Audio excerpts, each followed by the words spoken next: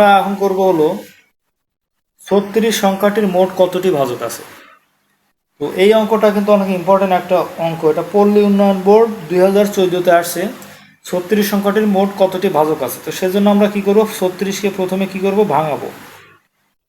তাহলে 2 দিয়ে ভাগ দিয়ে কত হয়, 18 দুগুণে 36, তারপরে 18কে 2 দিয়ে দিলে 9 দুগুণে 18, 9কে আবার 3 দিয়ে দিলে 3 3 9। তাহলে অথবা আমাদের কি হয়, 36 সমান এখানে 1 2, দুইটা 2 আছে, তিনটা, তারপরে দুইটা 3 আছে,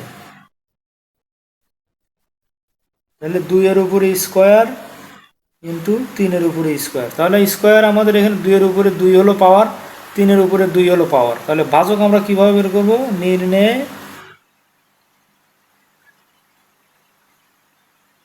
ভাজক সমান এই 2 যোগ 1 ইন্টু এখানে 2 যোগ 1 সমান সমান যেটা হবে সেটা। তাহলে এখানে 2 আর 1 3 গুণন 2 আর 1 3, কত হয় তাহলে 9।